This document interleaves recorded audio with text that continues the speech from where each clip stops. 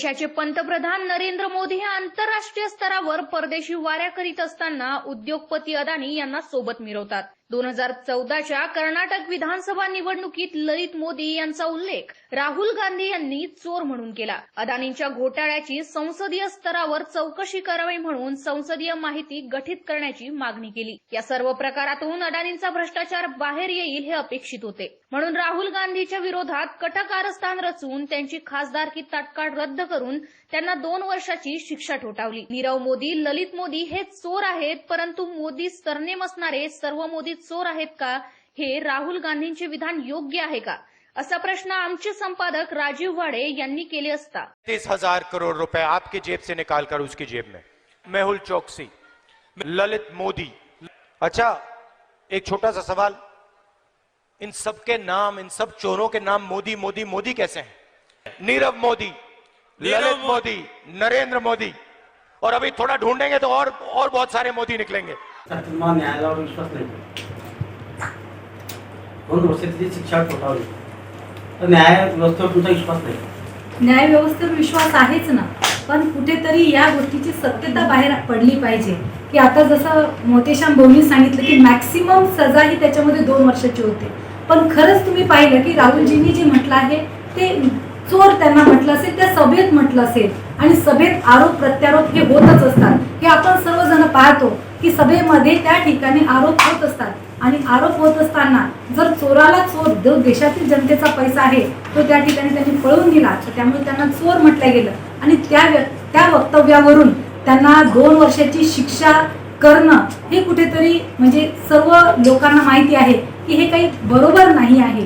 त्या ठिकाणी त्यांना 1 महिन्याची मुदत ही कोर्टानं देखील दिली होती, तर तो 1 महिन्याची कोर्टाची मुदत असताना देखील यांनी खासदारकी रद्द का केली?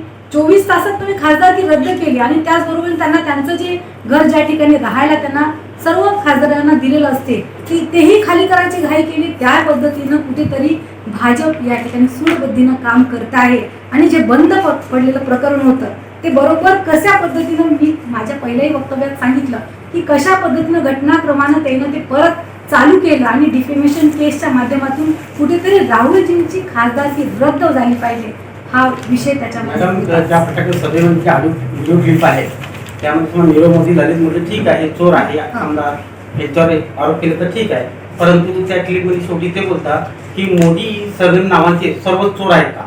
म्हणजे एक मिनिट, याचा अर्थ एका जमात समुदायाला त्याच्या आपण लोकल विचार करताना आपल्या जळगावचे सुरेश मोदी येतील, मंगल मोदी येतील, ते शेवटी काय बोलले, मोदी सरनेम नावाचे सर्व चोर आहेत का?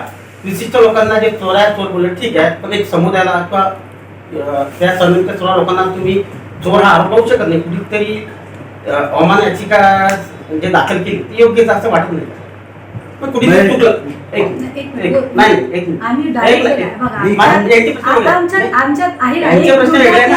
मेरी आप बात सुनिए, हम दोनों यहाँ पर जो है तो इस प्रेस मीट के लिए बैठे हुए हैं, और आपके जो प्रश्न है जी हाँ जी, मैं दोनों को मिलाकर के जवाब दे देता ना आपको.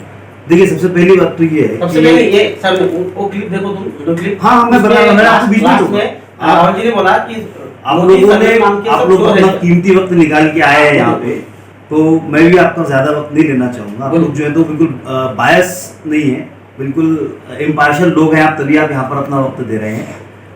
आप जो बात बता रहे हैं कि राहुल जी ने ये कहा कि जो भी काँग्रेसचा न्याय व्यवस्थेवर विश्वास नाही का, असाही प्रश्न यावेळी केले असता काँग्रेस पदाधिकारी यांचे उत्तर, काँग्रेस शेतकऱ्यांच्या न्यायाकरिता कापूस कांदा प्रश्नावर आंदोलन का करीत नाही? सदर पत्रकार परिषद महासिद्ध अर्बनच्या सभागृहात आयोजित करण्यात आली होती. यावेळी सहसमन्वयक मोहते श्याम रजा, जिल्हा परिषदचे माजी अध्यक्ष प्रकाश पाटील, तालुका अध्यक्ष अविनाश उमरकर, काँग्रेस ओबीसी सेलचे जिल्हा कार्याध्यक्ष समाधान दामधर, काँग्रेस सहकार आघाडीचे प्रदेश सरचिटणीस आसिफ इक्बाल, शहर काँग्रेस अध्यक्ष अर्जुन घोलप, नगरसेवक ॲडव्होकेट संदीप मानकर आदी उपस्थित होते. एमसीए न्यूज करिता राजीव वाडेसह गजानन सोनटक्के, जळगाव. प्रधान है जिनकी छांव में और जिनके पीठ पीछे, जिनका सहारा लेकर के ये लोग चोरी करने का और देश को लूटने का काम कर रहे हैं. ये उनका जो संदर्भ था वो ये था कि मोदी जी के नाम का सहारा लेकर के ये सारे लोग जो हैं तो ये देश को लूटने का काम कर रहे हैं. उनका इशारा ये था कि ये सारे जितने भी लोग हैं ये मोदी जी से अपने आप को कनेक्ट करके देश को लूट रहे हैं।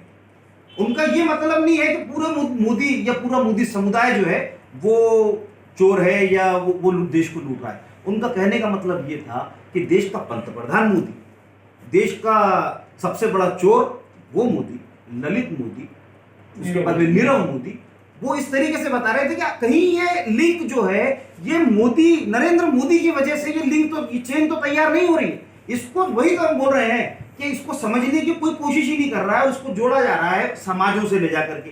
और समाजों से जोड़ना या धर्म से जोड़ना ये राजकारण कोई नया नहीं है भारतीय जनता पार्टी के लिए। अभी तक कि उन्होंने हिंदू मुस्लिम करवाया, अब जो है तो वो ओबीसी का एक नया शोषा छोड़ के एक नया वाद और नया विवाद पैदा करने की कोशिश कर रहे हैं।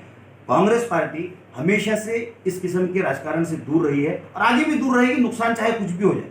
हम न धर्म की राजनीति करने वाले लोग हैं और न जातियों की राजनीति में विश्वास करते हैं। आपने जो पहला सवाल पूछा था मैं उसका भी आपको जवाब देना चाहूँगा कि हमारा विश्वास हमेशा से न्याय व्यवस्था के ऊपर रहा है। अगर विश्वास नहीं होता तो राहुल जी कल कोर्ट में जाकर के बेल हासिल नहीं करते। लेकिन सवाल ये है कि आपके साथ में अगर गलत हो रहा है तो कहीं ना कहीं आपको सोचने और सवाल पूछने का अधिकार है। हमने भी सोचा उसके ऊपर कि एक व्यक्ति जिसका कोई इंटरेस्ट नहीं है वो केस में, राहुल जी स्पेसिफिक नाम ले रहे हैं, स्पेसिफिक कि ये मोदी, वो मोदी, अमुक मोदी, और ढूंढेंगे तो और मोदी निकल जाएंगे। ये भी उनका आगे स्टेटमेंट है, आप सुनिए गौर से। होता क्या है कि अपन आमतौर थोड़ा मराठी और हिंदी का कंफ्यूजन के अंदर कुछ मतलब निकल के कुछ आ जाता है और समझ में कुछ आ जाता है। तो उनका ये जो कहने का मतलब था राहुल जी का, उसमें उन्होंने स्पेसिफिक नाम लिया और स्पेसिफिक नाम लेने के बावजूद एक थर्ड पर्सन जो है वो सूरत की कोर्ट में राहुल जी के खिलाफ में डिफेमेशन सूट फाइल करता है।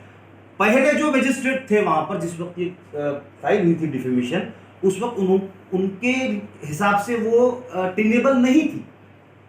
जब उस मोदी को, क्या नाम उनका, उर्मेश मोदी को जब ये समझ में आया कि मेरी जो यहाँ पर कंप्लेंट है ये यहाँ पर अभी डिसमिस हो सकती है, तो उन्होंने उसको आगे जाकर के स्टे ले लिया ताकि आगे चल के जब उनके हिसाब से कोई अच्छा बैठ जाए तो फिर वो वापस से उसको रिस्टोर करेंगे।